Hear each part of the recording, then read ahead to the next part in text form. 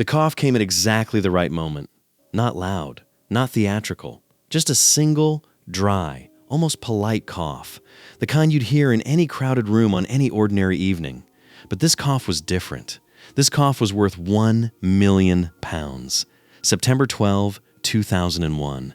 The United Kingdom is still reeling from the attacks in New York and Washington the day before. The country is numb, uncertain, searching for something, anything to hold on to. And on this particular evening, nearly 19 million people do what they always do on a weeknight. They switch on the television. They settle in. They watch a man named Charles Ingram sit down in the most famous chair in British television history and proceed to do something that, statistically speaking, should have been almost impossible. He answers every single question correctly. The odds of that happening by chance alone? 0.003%. Less than impossible. Effectively, zero. And yet, he did it. Or appeared to. Because what unfolded inside that studio that night wasn't a display of extraordinary knowledge. It was a performance. Carefully rehearsed, meticulously designed, and executed with a tool so simple, so devastatingly ordinary, that it nearly fooled everyone in the room. A cough. This is the story of the most audacious fraud in British television history. A scheme that required not genius, not technology, not inside access to locked filing cabinets, just the nerve to sit under the brightest lights imaginable and lie. To understand how Charles Ingram nearly got away with it, you have to understand what he was dealing with. Because Who Wants to Be a Millionaire wasn't just a game show. It was a psychological pressure cooker dressed up as entertainment. The format was deceptively simple. 15 questions. 4 possible answers for each. 3 lifelines. The option to phone a friend, the option to ask the audience, and the option to eliminate 2 wrong answers. And a prize ladder that climbed from the trivial to the transformative, from a few £100s to 1 million. But the genius of the show wasn't the questions. It was the chair. Producers called it the hot seat, and the name was no exaggeration. The studio was kept deliberately cold. The lighting was calibrated to be just slightly too intense. The host's pauses were never rushed. Every moment of silence was weaponized. Contestants didn't just have to know the answers. They had to perform the act of knowing them while the nation watched and the clock refused to move. And then there was the selection process. Getting on to Who Wants to Be a Millionaire wasn't a matter of filling out an application. Millions of people tried. The competition was brutal. A telephone quiz, then a studio fastest finger round against 7 other contestants, all to determine who even got the chance to answer questions for money. The system was built to be fair, unpredictable, and above all, impossible to game, or so everyone believed. Charles Ingram was, by most accounts, an unremarkable man in the most respectful sense of that phrase. A major in the British Army, 40 years old, quietly intelligent but not exceptional. Not the kind of person you'd expect to see on a televised quiz. Not the kind of person you'd suspect of orchestrating anything particularly elaborate. His wife, Diana Ingram, was another matter. Diana was sharper, more driven, more attuned to systems and their weaknesses. Her brother, Adrian Pollock, had appeared on the show multiple times before, once making it to the hot seat, winning £32,000. Diana herself had also competed. This was, by any measure, unusual. The odds of one family producing multiple contestants on one of the most competitive programs on British television were astronomical. But the Ingrams weren't just lucky. They were studying. They knew the structure of the questions. They understood how the prize ladder worked, where the pressure points were, which questions tended to cluster around which prize levels. Diana's brother Adrian had even built a replica of the fastest finger keypad in his home and practiced on it. These were not casual fans. These were students of the game. And then there was the third piece of this puzzle, the man nobody was watching. Tecwen Whittock was a business lecturer at Pontypridd College in Wales. Quietly spoken, academically respectable, and entirely inconspicuous. He was, by his own account, also an enthusiastic participant in televised quiz shows. A man who had applied to Who Wants to Be a Millionaire himself and was, in fact, scheduled to appear as a contestant in the days following Charles Ingram's appearance. He would be in the studio audience that night, watching, waiting. The plan was elegant in its simplicity, which was precisely why it nearly worked. Charles would sit in the hot seat and do what any contestant does, work through the questions out loud, talking through the options. When he landed on the correct answer, Tecwen, seated in the audience, would cough. Not immediately, not conspicuously, just once. Dry, natural. The kind of sound that dissolves into background noise without a second thought. No earpiece, no hidden screen, no electronic device. Just a cough. The evening began without incident. Chris Tarrant, the show's host, a man who had guided thousands of contestants through the gauntlet of 15 questions, welcomed the audience with his usual warmth. 8 contestants competed in the fastest finger round. The question: arrange the following words to form the title of an Agatha Christie novel. The correct answer was Death on the Nile. And in 3.97 seconds, the fastest response came from Charles Ingram. He walked to the hot seat. The music swelled, the lights shifted, and the game began. What happened next was baffling, but not immediately alarming. In the early questions, Charles Ingram appeared to struggle. He hedged. He second-guessed himself. He used his lifelines earlier than most experienced contestants would.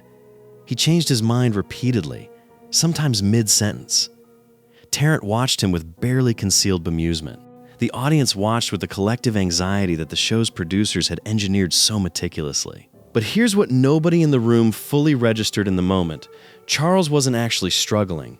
He was performing struggle. He was narrating his thought process, mentioning each of the 4 possible answers aloud, slowly, methodically. Not because he was genuinely working through the logic, but because he was waiting for the sound. And each time it came, subtle, brief, almost imperceptible, he would suddenly become decisive. The uncertainty would evaporate. The answer would arrive, fully formed, as if from nowhere. By the 7th question, he had already used 2 of his 3 lifelines. Under ordinary circumstances, this would be a serious problem, a sign that a contestant is running out of resources, getting close to the edge. But Charles showed no real panic. He pressed on. Question 10 involved a subject he demonstrably knew nothing about. His body language told the story. He shifted in his seat, ran a hand through his hair, muttered possibilities with the vagueness of a man guessing at a foreign language. Then he said the correct answer. Quietly, almost tentatively. And from somewhere behind the studio lights, a cough. He paused, then confirmed his choice. Correct. The audience applauded. Tarrant smiled. Nobody said a word. By the time Charles Ingram reached the 15th and final question, the tension in the studio had become something almost physical. £1 million rested on a single question, asked to a man who had just navigated 14 of the most difficult general knowledge questions British television could devise, using only 1 lifeline across the back half of the game. The question read, a number 1 followed by 100 zeros is known by what name? The options were Google, Megatron, Gigabit, and Nanomall. Charles Ingram stared at the screen. He exhaled. He admitted, openly, that he had no idea. He ran through each option with the performative uncertainty that had characterized the entire evening. Google, possibly. Gigabit, sounds technical. Nanomall, unlikely.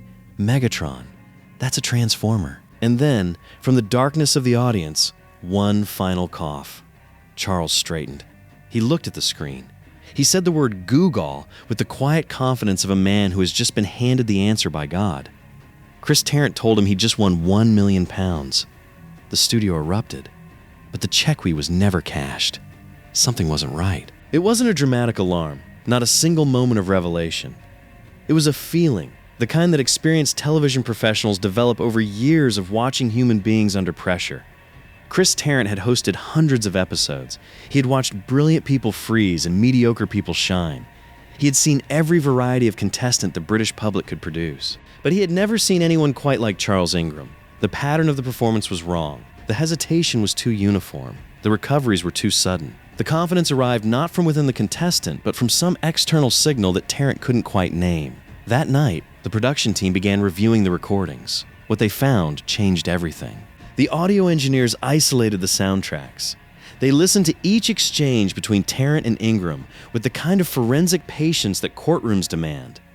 And there, woven into the ambient noise of the studio, the shuffling, the breathing, the low electrical hum of the lighting rigs, was a pattern. Every time Charles Ingram named the correct answer, a cough followed. Not before. Not after an incorrect answer. Specifically, precisely, surgically, after the correct one. Over the course of the evening, the team counted more than 30 coughs that fit this pattern. 30. In an episode that lasted roughly 45 minutes of recorded content. When they isolated the origin point of those sounds in the studio's directional audio, nearly all of them traced back to a single seat in the audience. The seat occupied by Tecwen Whittock. Paul Smith, the show's executive producer, had seen enough. He made a call to the police. The check-A was held for 8 days. Then the investigation began in earnest. On September 19th, 2001, Charles Ingram received a telephone call from the show's production company. The voice on the other end was measured, professional, and completely unambiguous. There were concerns about the recording from the previous week. There were suspicions. There would be an inquiry. Charles and Diana denied everything. They would continue denying everything for the next 18 months. But the evidence was not the kind that bends under pressure. It was not testimony that could be contested or forensic data that could be reinterpreted. It was a recording, a complete, unaltered, multi-track audio-visual recording of exactly what happened inside that studio. Every cough, every pause, every glance, every shift in confidence. The prosecution didn't need a confession. It didn't need a cooperating witness. It needed to press play. March 3rd, 2003. Southwark Crown Court, London. 3 defendants, Charles Ingram, Diana Ingram, and Tecwen Whittock. 1 charge against each of them, deception contrary to the Theft Act of 1968. The lead prosecutor, Nicholas Hilliard, addressed the jury with the economy of a man who knows the evidence does most of the work for him. He told them that what they were about to watch was not complicated, that the truth of what happened in that studio on the 12th of September 2001 was visible, audible, and undeniable. The lights in the courtroom dimmed. The recording played. For jurors who had perhaps half remembered the episode from when it aired, or heard the rumors that had been circulating in the British press for months, watching it again in a courtroom with the knowledge of what to listen for was a different experience entirely. The coughs were no longer ambient noise. They were punctuation. Each one landing with the precision of a signal because that's exactly what they were. The defense argued coincidence. They argued that Tecwen Whittock suffered from a chronic allergic condition that caused involuntary coughing fits, a claim that was medically documented, but that failed to explain why the fits occurred with such extraordinary regularity at the precise moments when Charles Ingram named correct answers and not at any other time. The defense argued that Charles's hesitation was genuine, that his slow working through of answers was simply his natural cognitive style. The jury deliberated for 4 days. On April 7th, 2003, the verdict came back. Guilty. All 3 defendants, on all counts. Charles and Diana Ingram were each sentenced to 18 months in prison, suspended for 2 years. Tecwen Whittock received a 12-month suspended sentence. All 3 were ordered to pay substantial costs.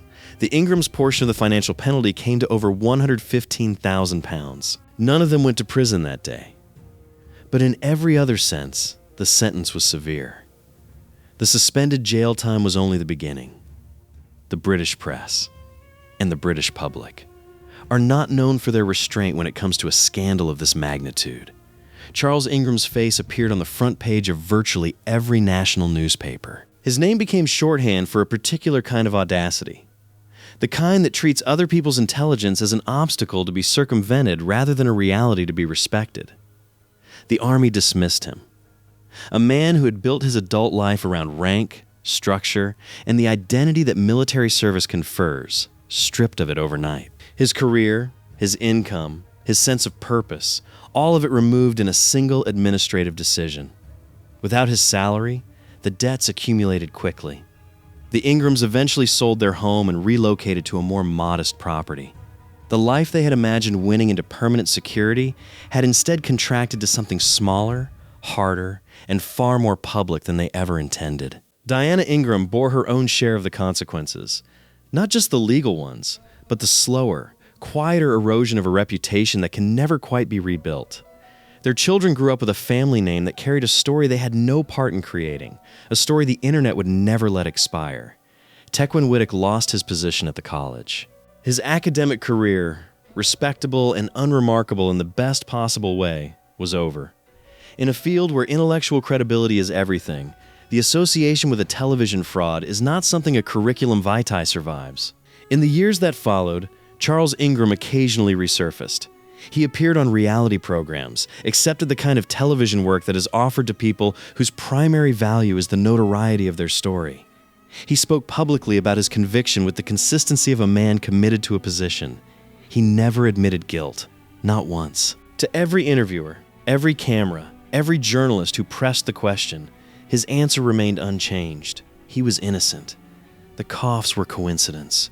The conviction was unjust. The trial had been unfair. There is something almost admirable in that stubbornness, if you can separate it from the substance of what he was defending. The episode itself, broadcast only after the trial concluded, became one of the most watched pieces of television in British history. Viewing figures for its eventual transmission surpassed the original airing. People who had never seen a single episode of Who Wants to Be a Millionaire watched it specifically to experience the coughs in real time, to test their own senses against the recording and see if they would have noticed. Most of them said afterward that they wouldn't have. Not in the moment. Not without knowing what to listen for. And that, perhaps, is the most unsettling element of this entire story. Not that the fraud was elaborate. It wasn't. It was the opposite of elaborate. It was stripped down to its most essential components, relying not on complexity, but on the human tendency to dismiss what doesn't fit a pattern of suspicion. A cough in a crowded studio. 30 times. And nobody said stop. The scheme worked right up until the moment it didn't. And it stopped working, not because of a brilliant investigator or a whistleblower or a surveillance system. It stopped working because one producer trusted his instincts and a team of audio engineers trusted their ears. The £1 million was never paid. The Google is still, as it always has been, a number one followed by 100 zeros. And Charles Ingram is still, depending on who you ask, either the most brazen fraudster in British television history or a man who has spent 2 decades insisting the world got him wrong. What stays with you, long after the verdict and the headlines fade, is the simplicity of it all. The audacity of betting everything. A career, a family stability, a reputation, a future, on the assumption that nobody would ever think to listen closely enough to a cough.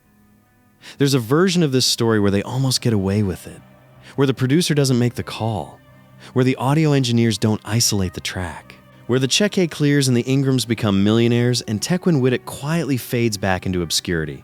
In that version, a dry sound in a cold studio changes 3 lives for the better. In the version that actually happened, it changed them forever, just not in the way anyone planned. If this story held your attention the way it held mine, you know what that feeling is.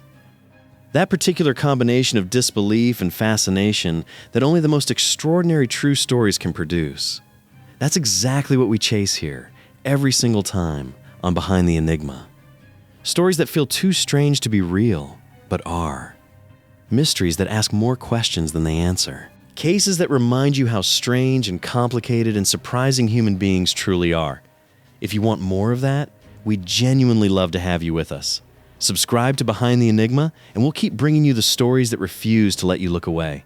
Thank you for watching. We'll see you in the next one.